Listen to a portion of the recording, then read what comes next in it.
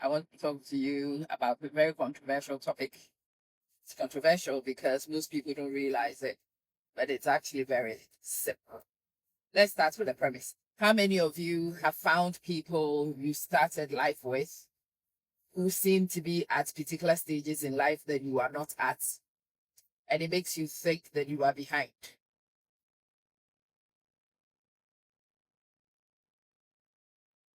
So some of the people that I qualified as a teacher with,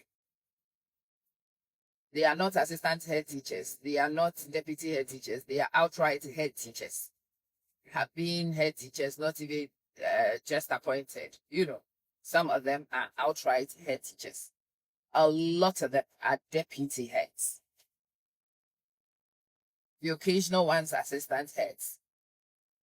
So when you start looking at that statistic, you will ask yourself questions and you will find yourself thinking that you are behind in some way. I was talking to a friend of ours. Such a body. Look at us. And I'm like, honey, stop. Stop. Me, I could justify my pathway. I pulled the plug and I went the academic route. I went and especially focused on getting a doctorate in education. And yes, if I wanted to go and do school leadership, those 6 years would have been enough for me to go and do the qualifications and get in the leadership pathway. And you've run a business. You run a crazy business. And yes, we are still both in the classroom in the very low ranks right now. But the business you run makes your teaching job now a part-time job. So what do you mean by you are not? And after we thought about it, Veronica, oh, your name is lovely. Veronica Viola. Wow.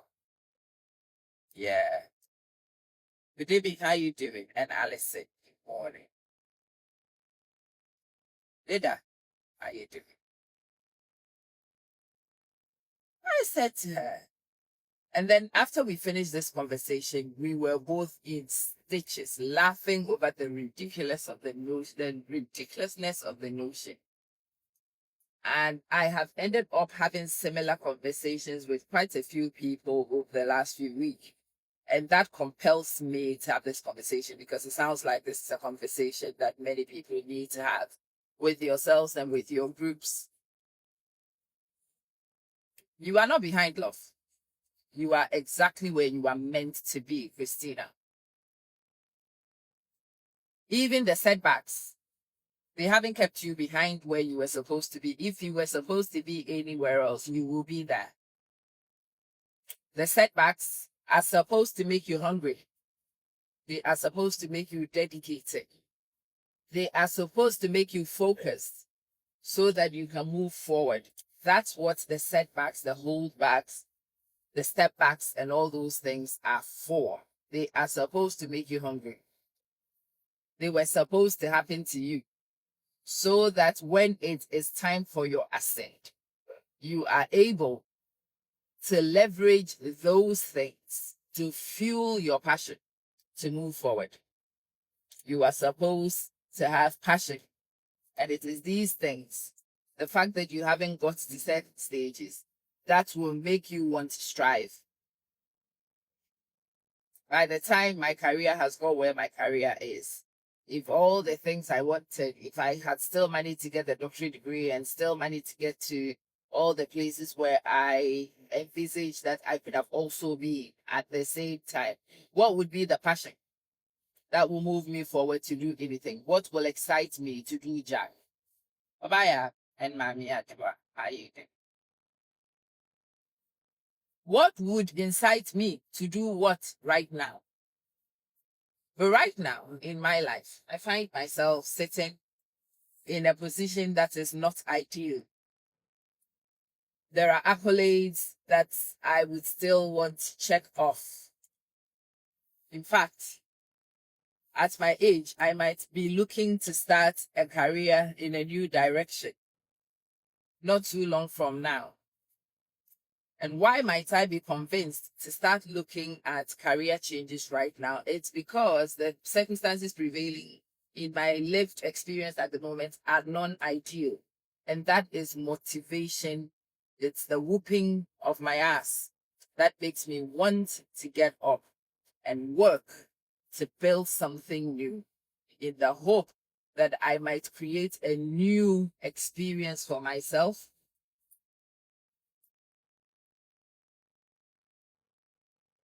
I might create alternative situations, and hopefully those alternative situations might be friendlier for me. That's the conversation we are having in essence. Sister Gifty, good morning. Good morning. You are meant to be where you are right now. It was appointed unto you to be here. You were meant to have experienced what you have experienced so that you can feel what you feel, so that it can drive you to move forward. What is important is not where you could have been. What is important is where you can go next. Sula, it's where you can go next. It is what you can do next. That is the more important thing. I could have been a head teacher. Yes, I could have been. But I chose to focus on the academic route. And that is a reality that I need to check with myself. And if that happens to be something which is still of interest, then what is important is the focus on the things that I need to do to head in that direction. That is what requires my thinking.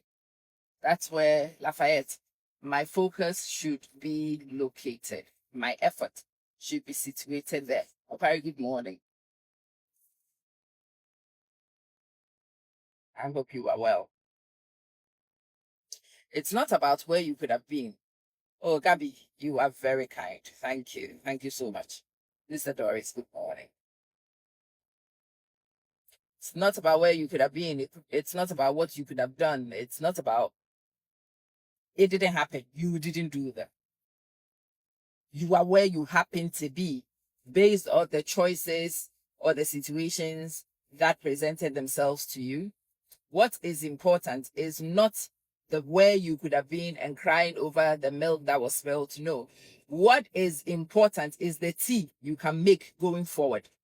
Even with spilled milk, you can make good tea. Even with the things that have happened to you, you can make progress. In spite of all that has occurred, you can still step up. And that's where, Beulah, you should be focusing your efforts. You should step up. You should level up because you are dissatisfied with where you have been. Where you are at right now is financially challenging. That's the reason why you should step up. When I used to work for the financial institution, I used to look at the salary we got. I don't think my salary was up to £2,000. When they added the bonuses periodically, okay, maybe around about there. But I was looking at starting a family. And I had looked at people with families and I looked at the expenditure of families. And I very quickly, Patricia, good morning. I very quickly figured out that £2,000 was not going to be enough for this one to live. And I did not want 30 days holidays when I had children with 6 weeks of holidays round the year. What was I going to do? Who was going to care for my children when it was the school holidays and I didn't have holidays? What? And so I decided that I would come to teaching. So I came to teaching and I set up and I have moved on and I have leveled up. And yes, I have certainly seen gains in my wages in comparison to the bank and the prospects that I was calculating. That is more important. Looking at your situation, checking off to see where that will play out, recognizing that it's unacceptable and moving forward to improve. Charlene, that is what is important. The important bit is the moving forward. So at the moment, I am sitting here experiencing strain, and I don't enjoy strain. So what is the one thing I ought to do? Like in those days when I looked at my bank wages and I thought, oh, hell to the no. It is the same expression that should be in my thinking, hell to the no. But more importantly, what else can be done? Oh, Patricia, thank you so, so much. What else can be done? There's no point bemoaning. They're bemoaning what got me here. I am here. What got me here was successful in getting me here. What's the point in crying over it? I could have been there. I could have been there. Okay, you are not there. So what is important? If you really want to be there, your energy should be focused on not where you could have been, but where you are stepping next. That's where your focus should be. Where you are stepping next. Rita Sugarlove, I love your name. Some of your names are just incredible. Yes. Kubura, it's not about who.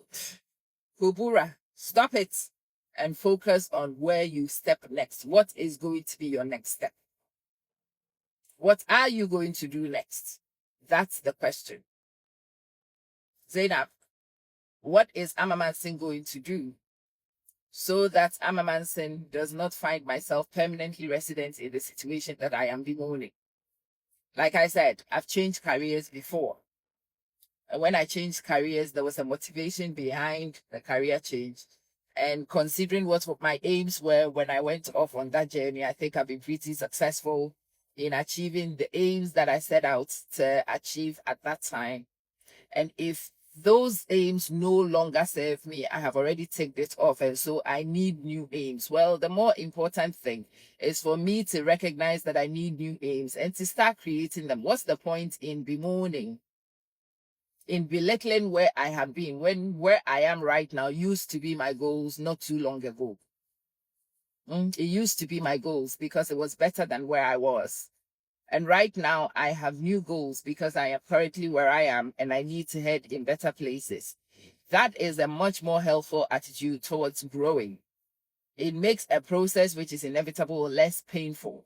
Tony, good morning. It makes an inevitable process less painful, more palatable. You already have 4 children. There's nothing you can do about it. What's the point in bemoaning if you didn't have them? You can't sell them. You cannot delete them. They are here. What is important is how you move forward with your planning so that you are able to care effectively for and comfortably for those 4 children that you have created. Oh, if only I hadn't, if only, what's the point of if only? You are here. Olusola, you are here. And Esiama, you are here. Catherine, you are here. Mawunyo, you are here. There's no running away from the here. There's nothing you can do about the here. You are here. So the focus should be on the things you do to step up, to level up. I was meant to be with this guy. No, you were not. If you were meant to be with them, you would be with them. You are with the one you were meant to be with because he was here to teach you some lessons. More often lessons about not being stupid. But yeah, that is their assignment. They are here to teach you a lesson. That's why you went with them. You were destined to be where you are at. You may not like where you are at. You might not be very comfortable with where you are at, but you are there because that was in your destiny. And if you decide that your destiny should not be confined to where you are at right now, that's also absolutely fine. And then you take steps to get you away from where you currently are in the direction of where you think you belong. That is a more helpful attitude. Your focus should be on leveling up, moving further, going ahead. That should be your focus. Not worrying, not regretting, not bemoaning, that is counterproductive. Counterproductive. Yeah. Ndeli.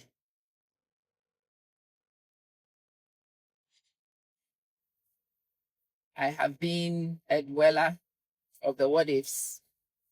I have focused on I was meant to be. Look at such a body. And I would make a separate video on the smoke screens and mirrors when it comes to how you project and envisage people around you are getting on. It's often inaccurate. People are never doing as well as you project they are doing. You may have an idea of a person's income and it might actually be accurate, but you have no clue of their expenditure. Another friend of mine was talking about, I don't understand your lamentations. When you are on social media, people will think you are pauper and you say financial difficulties, you. But I know your income. Like, honey, you know my income, but what do you know of my expenditure? Nothing. If you are on the same social media streets and you heard me, then I'm very sure you have heard me telling you, and you know that we have 2 children in university. You don't need to have had children in university. I'm very sure parents with children in university have been moaning since the ages about how difficult it is to do it. And some of those people who were moaning had children on student loans. My children are not on loans.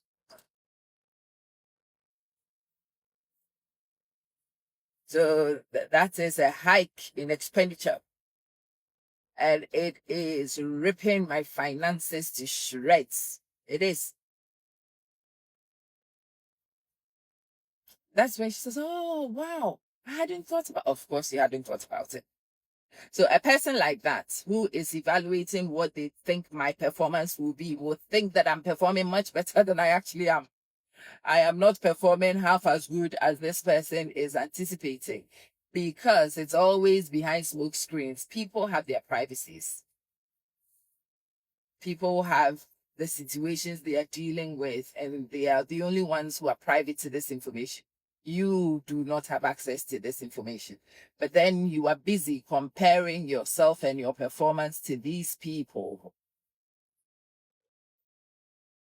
And if you are not outperforming these people in these pseudo situations, you pressure yourself to feel like you are failing when you are not failing in any way. Mm? You are doing as well as you can do right now. What you should focus on is how to get better. How to get better. You are with somebody you are with right now. You didn't go with the others. What you should focus on is improving your lived experience. If that person is an a-hole and you need to move away from the a-hole, well, then you move away from the a-hole knowing the a-hole was here to teach you. Oh, the network is bad. Hey, this network. I don't even understand how these social media streets have become so slippery. Yesterday I was on TikTok. They said the network was terrible. Again today on the Facebook, it is also doing the same. Margaret, good morning. How are you doing? If you think that a person out there might be a better option, then focus on going to find that better option. Dwell on the things you need to do to make the better option your next viable move. That's what you ought to be doing.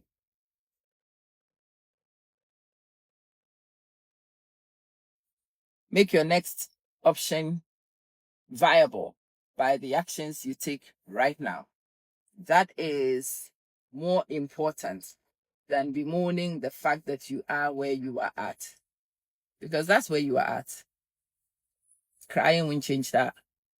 Mourning won't change that. James, actions will change that. Actions will change that. Decisive actions will change that. Productive actions will change that. And that is where your efforts need to dwell in my book. So that's what the video is about. This video says, no point regretting where you happen to be, Sister Abna. No point.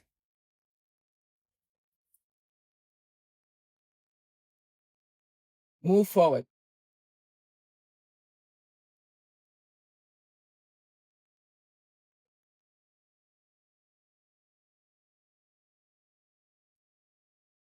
Move forward.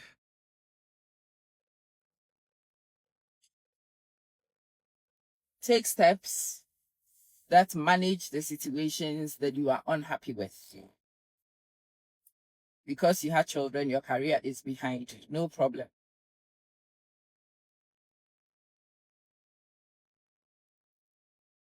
It's not easy, Patricia. It is not easy. But I'm very sure. Agosia, how you doing, sis? Yeah. I am very, very sure that having seen your daughter established through medical school is a satisfaction that most of us don't even get to discuss with you. Yeah. I'm very sure when you are done with your second child, you will breathe a sigh of relief. Yeah. Abiba.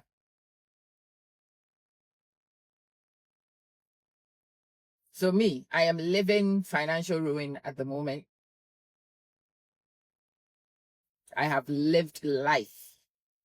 And I was anticipating that my systems may have given me an easier experience of this, but sometimes you plan, sometimes it checks, sometimes it doesn't check. For me, it was inexperience with some of the investment portfolios. Yeah, the art of having no regrets in our diaries, I tell you, Tony. So some of the investments I made were supposed to have paid out now, but I didn't read the small print. And so those investments will now probably yield in another 10, 15 years. But when we get to another 10, 15 years, when those investments yield, I will be a very comfortably rich old woman. It may not have helped me to do what I am doing, but you see, the fact that some of those things did not check out is the reasons why I'm building the businesses I'm building, because I do need to mitigate. The businesses I'm building will survive, they will pay out, and then eventually the policies will also pay out, will make me a very nice egg nest.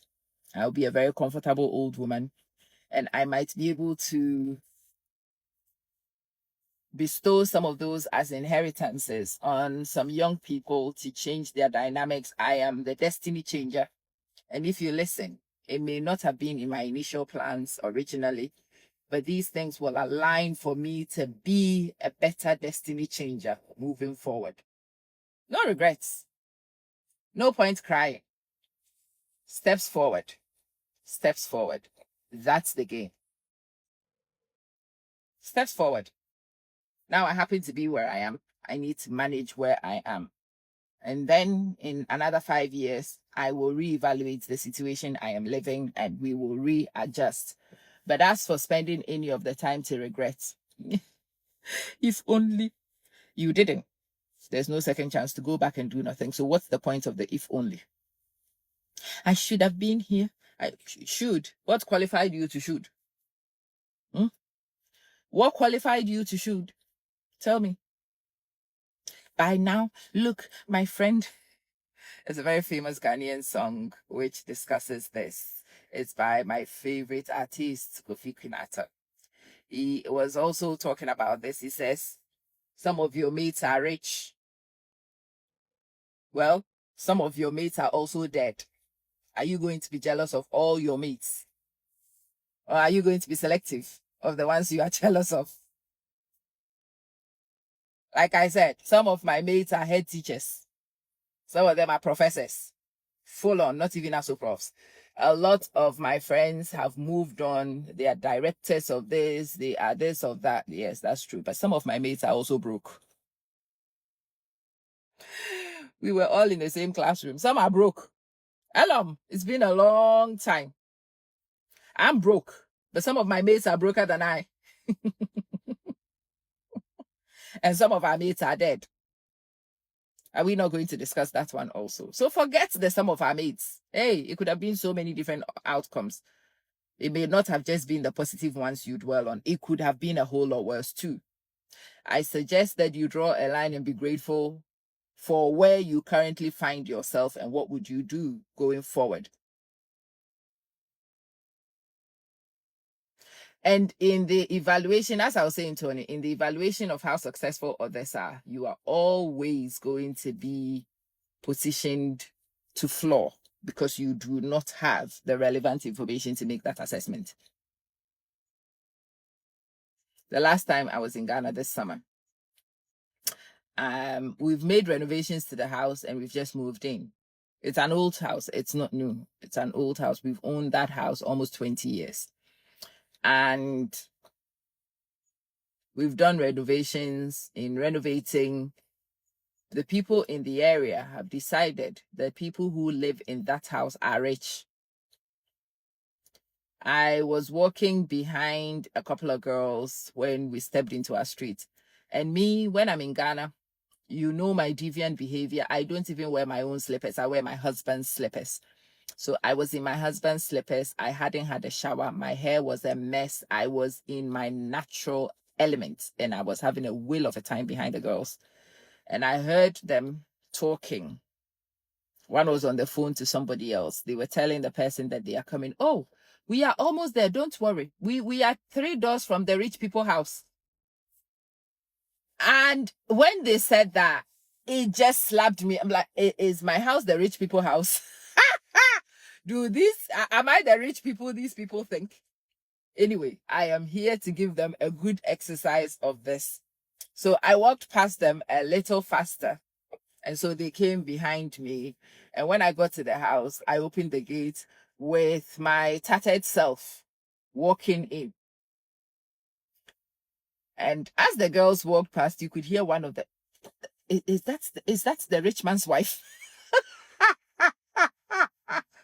Yeah. Oh my God. That's her. But did you see the shoes she was wearing? I was laughing. These little girls think that I am some rich guy's wife. If my husband is a rich guy, he's deceived me. I haven't seen the money. So also maybe you guys know a secret I don't know. But apparently, the rich people's house is where they were going. And I happen to be one of the rich people who own that house.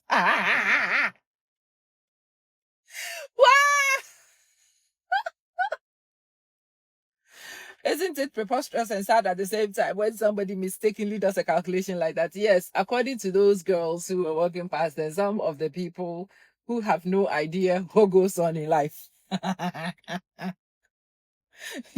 Looking at me in that house that has been renovated with how many years of tears and blood, this person has decided that based on that, we are rich.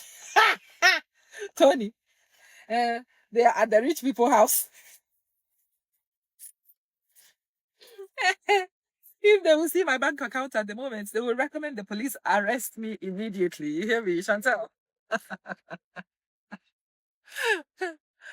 I'm very sure if my bank had their way, they will recommend my arrest ASAP. Good morning. It just happens to be that poverty is not a crime. Thank God. Good morning. Thank God poverty is not a documented crime. Because if poverty was a crime, I would be in jail.